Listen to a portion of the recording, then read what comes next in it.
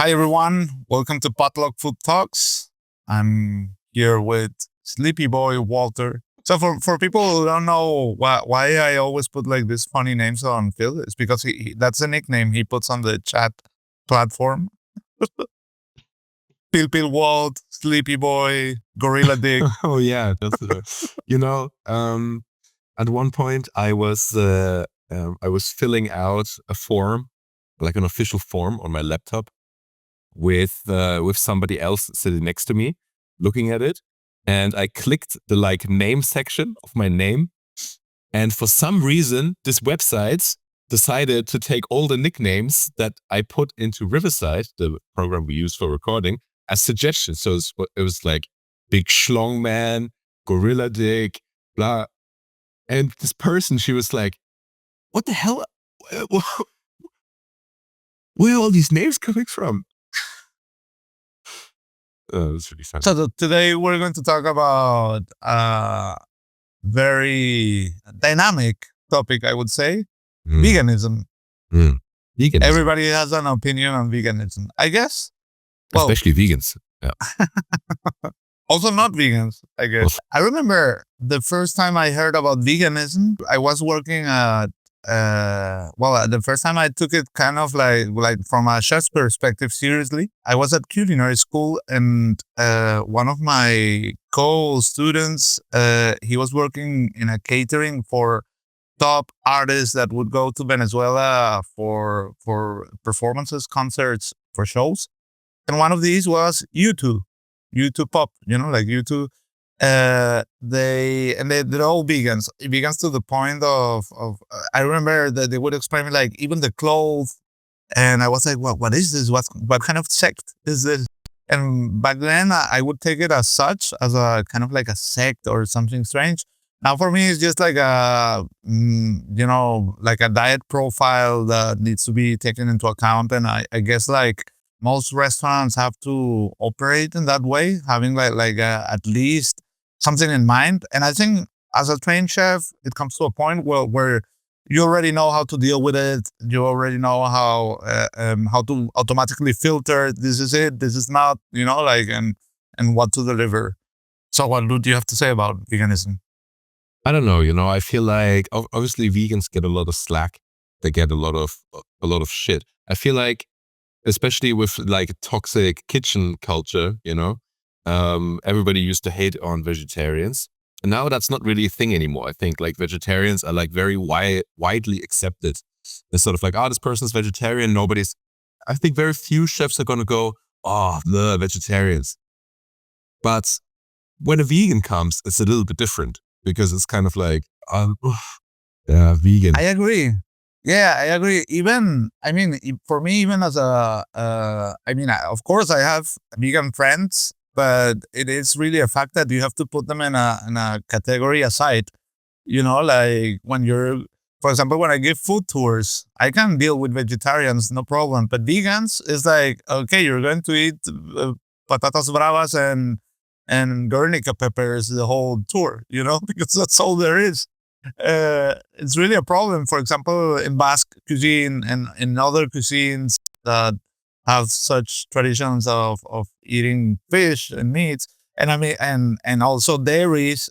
I remember I was with Sustainable Papi. What's the name of this guy? Henry Obispo.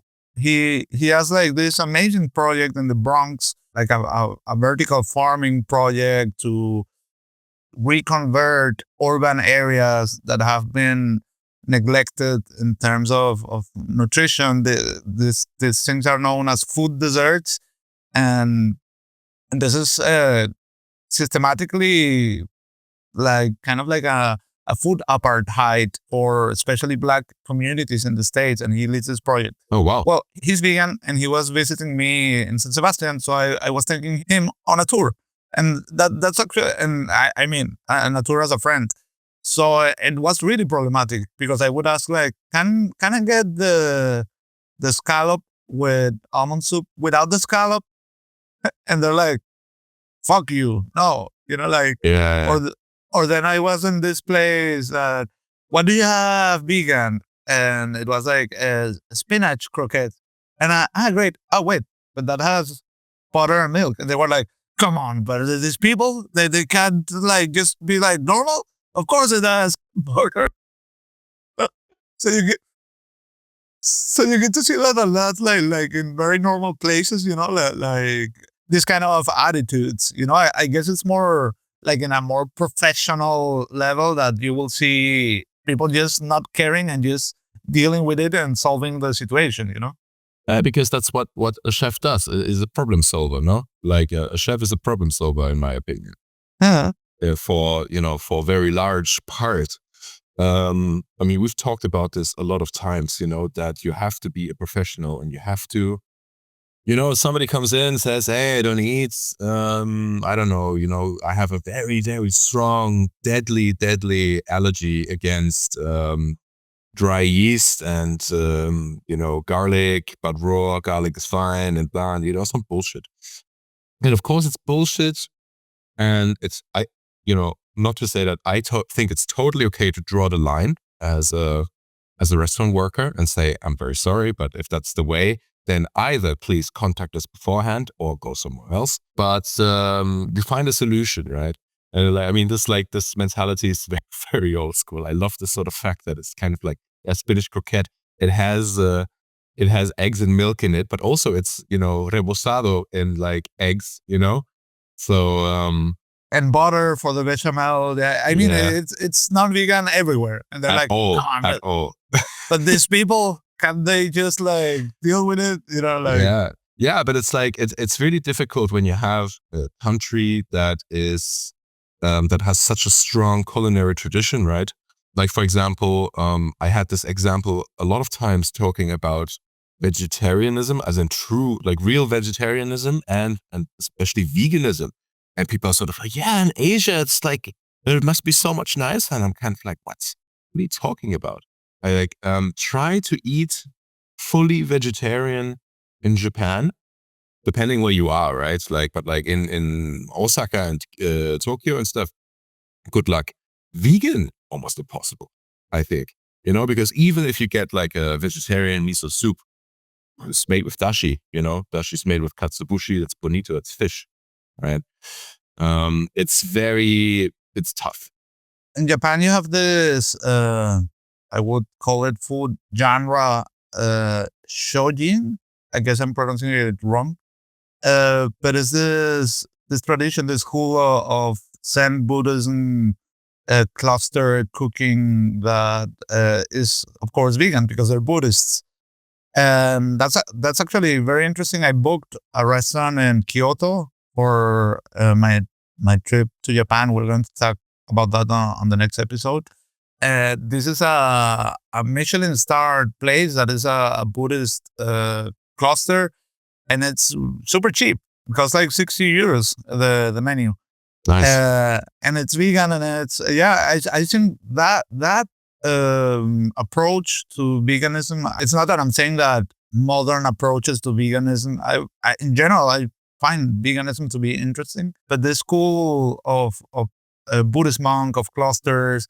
I know Eric Rupert has traveled to these monasteries to learn about this, and just recently, Shinobu Namae published a book with I think it's American journalist focused only on monastery cooking. And he goes to these monasteries to look for inspiration. And that's something also that I've seen in Japanese chefs, that they have somehow this connection with this kind of chef that are monks and chefs, because there is like somehow like a monastic aspect to being a chef, and I think that there are parallelisms that can work as an inspiration to each other.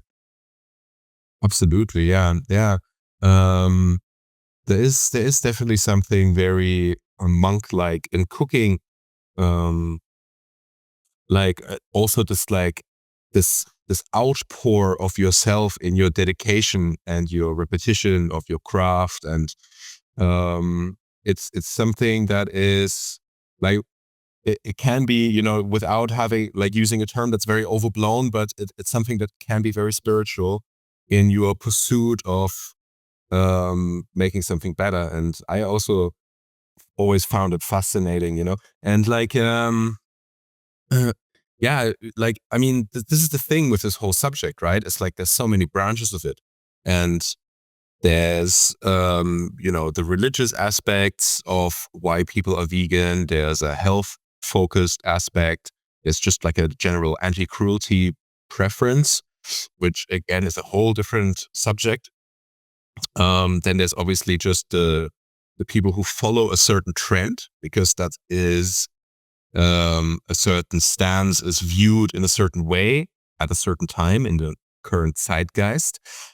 And then there's the sustainability aspect, which for me is one of the biggest discussion points, right? Because you meet a lot of people who say, yeah, I am a vegan. I choose to be a vegan because eating meat is bad for the planet. And then you kind of go like, well, what do you eat if you don't eat meat, Yeah, that's also a big question. What kind of a vegan are you, right? Are you like a vegetable seasonal focused vegan, or are you I eat chicken that's pressed out of soy compounds kind of vegan, right? And that is a big difference because like I have actually a lot of sympathy and a lot of respect for the first kind, the kind that eats plants and vegetables throughout the year. That for me is like how I feel, like a monastery would cook, right? Preserve, ferment, find ways around normal meat components. But the person that eats like roast beef and chicken that's made out of a million emulsification ingredients and chemicals and flavor enhancers and soy products and byproducts of it, it's kind of like, don't tell me that it's A, healthy, and B, sustainable and good for the planet, because I'm not buying that. Yeah, you also can find those kinds of things that are sustainable. Yeah, I mean, of course. Yeah. you get both. Like when we talk about alternative proteins, which is like a huge topic in food tech nowadays, you get both. You get like the cheap crap that is vegan. Vegan is not necessarily healthy. It's not, one thing has nothing to do with the other. I mean, you could eat like pure sugar and that would be vegan, Uh, and you also have like proper, nice, sustainable, uh, not only traditional products like tofu, but also here comes to mind, which is a startup from here from Barcelona. I'm in Barcelona right now, that has scaled up all over Europe, and they do this product that looks like, I will say chicken, because it has like this texture that feels like chicken. And I've done this a couple of times, that I give it to taste to professional chefs, and ask them, what do you think it is? And I've heard everything. I've heard beef, I've heard lamb, duck, chicken, whatever. But nobody said vegan protein. Everybody thought it was like an animal protein. Just nobody could really know what it was. Yeah. And I think like an interesting product to take into account when cooking vegan is and this is like a whole universe of ingredients. It's everything around yeasts. You know, Yes. you can develop yeast, like in many cases, the flavor of chicken, roasted chicken, beef, meat, those kind of things, is created with yeasts, right? Like yeasts that are designed and developed just to have that specific aroma, and you can play around with that. As a fun fact, next time you are like in one of these big markets, big supplier markets like Macro, Metro, and you see like their instant bouillons, like the beef bouillon, go through the ingredients, and most of the time you won't find meat. Okay, Yeah. like if you see this Yeast extract. Yeah. yeast extract, exactly. Yeah. You see like the whole, because it's cheaper, and I mean they say like bouillon with beef taste, but it doesn't say With beef. beef. Yeah, and it's funny because the beef bouillons that you find powdered are many times vegan, which is crazy. Yeah, that's really funny. That's like, I think yeast is a super interesting ingredient. And I actually, even though I'm not a vegan chef, I use yeast as a flavor enhancer a lot. I have this thing that I make where I take some fresh yeast and I confit it in butter really, really slowly. And it's a very interesting process because it goes through like different phases. The yeast like melts, then suddenly it gets really sticky all of a sudden. And you cook it and cook it and cook it, you cook all the liquid out. And then it just kind of slowly disappear, like it slowly gets smaller and smaller and smaller until it's almost like sand. And then it starts to toast, to brown, and that's when you want to stop it. And it has this insane flavor that's kind of like you salt it. It has this flavor that's in between like a really dark roasted Danish rye bread and like crispy chicken skin. Super delicious. I used it for like glazing meat. I used to mix it into like whipped butter to go with like the bread. It was super nice. But this is like a whole different subject, right? A topic, because a lot of people that I also come across in my restaurant will say, I am vegan, hence I don't eat yeast, because yeast is a living culture, right? It's a culture of bacteria, and I don't want to eat anything that's made with yeast. Have you come across this, or? No, no, I think if you put that filter, then you can't eat anything. Yeah, that's exactly Like, what I think also. It's like, for example, mushrooms and the whole world of mushrooms. I know this one of these companies that develops alternative proteins made of mushrooms. Their slogan is half half plant, half animal, or something like that. I don't remember exactly, because mushrooms are kind of like animals, like so that then you couldn't eat mushrooms theoretically, like if you put that filter. What are you saying, that plants don't feel? There is scientific evidence that plants also feel, like, and I guess that's very. I mean, like I don't want to get into these kind of things, like trying to scientifically prove a belief wrong, because that's nonsense. Like exactly, like I don't know. For example, also with Muslims, when I've told them, yeah, but the wine is cooked. If it's cooked, it has no alcohol, and they go like, no, no, no, no, no. But even so, I can have it. I mean, there's nothing to discuss against that. It's just like it's a belief, and you have to respect it, and that's it. Um, but yeah, going back to yeast, I tried like an amazing dish once, cooked by John Regefalk, but it was a dish from Nico Romito, who's a super Italian chef, and this was really interesting. He just like fresh yeast, just thrown into the oven to roast it. So you have like roasted fresh yeast. I mean, not fresh anymore. It was like raw, and this was kind of like a vegan parmesan. Super interesting. And he would put that just on spaghetti. That was it. Like instead of parmesan cheese. And also like I work in a vegan, and also we also had like a raw vegan menu. Uh, this restaurant was led by Jean Christian Jury, who is the author of Phaidon cookbook on veganism. Um, and I did that because I was always interested in veganism, and I always and I also like contemplated the idea of becoming vegan, but that never worked out for me. I actually gained a lot of weight while working there, because I would eat like a lot of dried fruits, and I don't know, like I wasn't doing it okay. That's also like a big topic about becoming vegan or being vegan or vegetarian, that you shouldn't do that as you feel, like I have a friend who became vegan, and after I have many stories of people that were going vegan went wrong. Like I have a friend that can have babies because she became raw vegan very young, and she destroyed her reproductive system. That's something that can happen. I have another friend who What happened to her? Well, after a couple of years being vegan, she went to the doctor and they said like she wasn't taking, I don't know what kind of pill or vitamin that you should take in that all vegetarian steak. That is something that comes with, I think, with fish, or I have no idea. But she wasn't having that. And when they saw the index of, I don't know, like you should have, like a normal person looks like this, and you're in zero, like your amount of this kind of nutrient. And she also had like permanent damages for doing it like that way.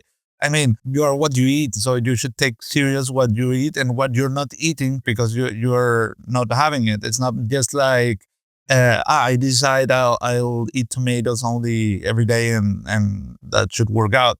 It's just not like that. So in this place, it was a restaurant in Berlin called La Mano Verde.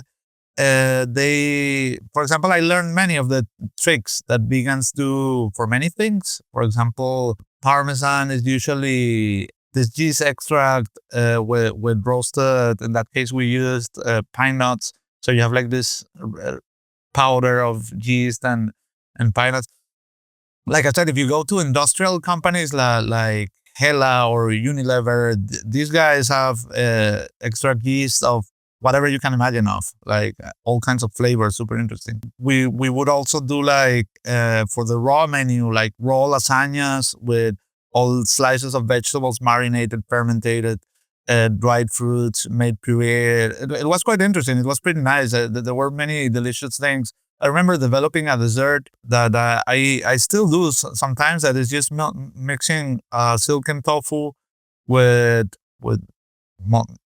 like chocolate, like just molten chocolate. And Mm. just blitz it, and you have like this kind of pudding. It's like a 2-ingredient, 3-step dessert. That's quite cool, actually. Yeah, like I developed that myself. I came to that conclusion, but then I found out that other people have also come to that conclusion, because it's like a very common sense thing. I've seen people like also, but nobody taught me that. Because we were making like other desserts like that, like also like with fruits to make like a crème brûlée, vegan, these kind of things. And what else? Yeah, also chocolate biscuits using emulsifying oil. That's also interesting. You make kind of like a mayonnaise, and then you like a mayonnaise, let's say, with using soy milk instead of egg, and you have like this emulsion, and then you pour flour into it, and then you have like a vegan biscuit. Okay, or also Hmm. whisking aquafaba. For me, that's a crazy thing. That is crazy. Yeah. Taking the water of the chickpeas and just whipping it until you have a foam. That's also super interesting. You have any favorite vegan dishes that you can think of? I'm trying to think honestly. Like I've seen like things done, especially with like aquafaba and stuff like that, where I was like, man, this is really cool, and it's like a really great dish. Um, I've recently, like, I don't cook like that, like I am an advocate for good farming practices and for good quality dairy products. Like I am for that. I don't want to support the big meat industry and stuff like that, but I am an advocate for good farming practices and the resulting product. So I don't spend enough time really like with these sorts of things. But in the last years, I have seen like a few like small, even like very simple things. They're not even very tricksy. Like 2 years ago, I ate a very extremely delicious potato puree made with slightly smoked margarine and cold pressed rapeseed oil, Wow. and oat milk. Yeah, and it was very very tasty, and it was completely vegan, and it had everything that you wanted: good potatoes, little bit of fattiness, this like very beautiful nutty flavor from the rapeseed oil, from the canola oil. And canola, when you hear canola oil, you always think of the like just box standard, really shitty cooking oil. Well, shitty. I mean, just very like very very desodorized, etc. Right? But if you can get very high quality cold pressed, intensely golden, nutty canola oils, and they're delicious. And a slight smokiness, super nice. Yeah, especially in German countries, they're like Yes. super high quality canola oils. Yeah. And linseed oil and stuff like that. It's very, very traditional here. Yeah, we would use a lot of that stuff in the vegan restaurant I work. Yeah. But I like there's some sort of things that I've adapted for myself. Also, there's this I have this new rice pudding recipe where for me, rice pudding, like when I make it at home, I make it classic. I mean, milk, etc. I make it very simple, arroz con leche, so to say. But now, for example, I wanted to develop this recipe for having a little jar, a vec jar of rice pudding layered with jam that you can have on the breakfast buffet, right? Cold. And when I'm thinking about making that, I'm like, well, it would be great to make it vegan so that just everybody can have it, right? Yeah, and I think it's a good design challenge to make a rice pudding with, because you have rice milk. You can also have roasted rice, like the ones you use for tea. You can do many things play around. You can use these kinds of oil you were talking about just to give it more fattiness. I think, that's something cool to develop. No, absolutely. And so instead of making it with milk, you make it with a little bit of, coconut milk, but you don't want it to be too Asian. So you can buy this really nice rice drink. It's cold. It's basically just soaked rice, kind of like a horchata, soaked rice, blitzed, passed through. And that gives you a sort of creamy starchiness. And it works really well, and I think that as much as people hate on veganism, or professional chefs like to hate on veganism, what I really appreciate is the fact that the other day we talked about nouvelle cuisine, right? And I still see myself, even though I was not part of that movement necessarily, I see myself striving for the same things. I want my food to get lighter, to be healthy. And a lot of techniques come out of the vegan movement that I adapt in my non-vegan cooking to achieve exactly that, to achieve a lighter, more digestible, healthier, less fatty, and more balanced approach, a more sort of biodiverse approach to my cooking. And I think that's really nice. One of the dishes I think I can think of that is maybe one of the best vegan dishes I've had is from Marcia Taha from Bolivia. She got recently named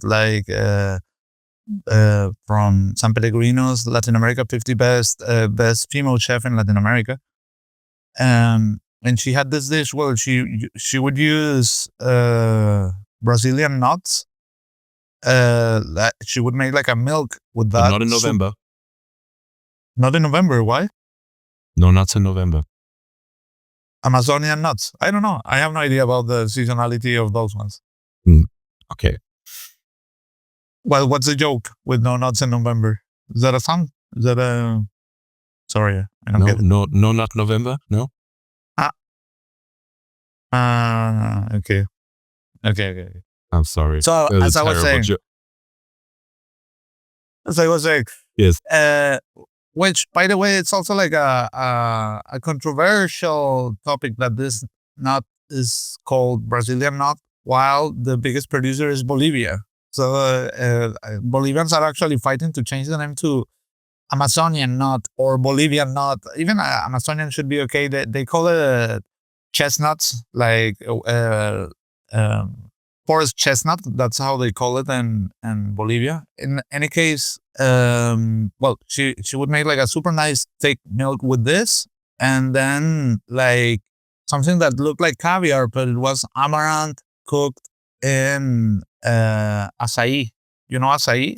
Oh yeah. Okay. Yeah, super complex flavors. But actually, I tried to do this in Europe with ingredients available here.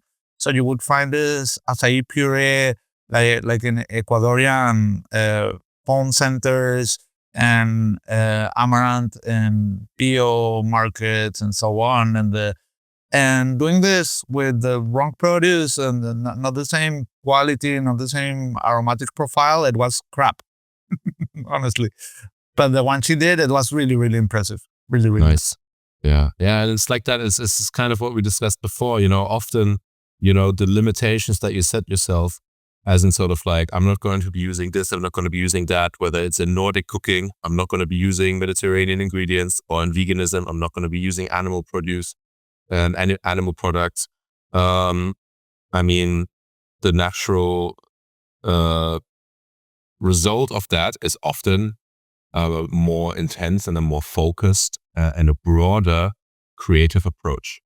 Absolutely. I think constraints are crucial for creativity.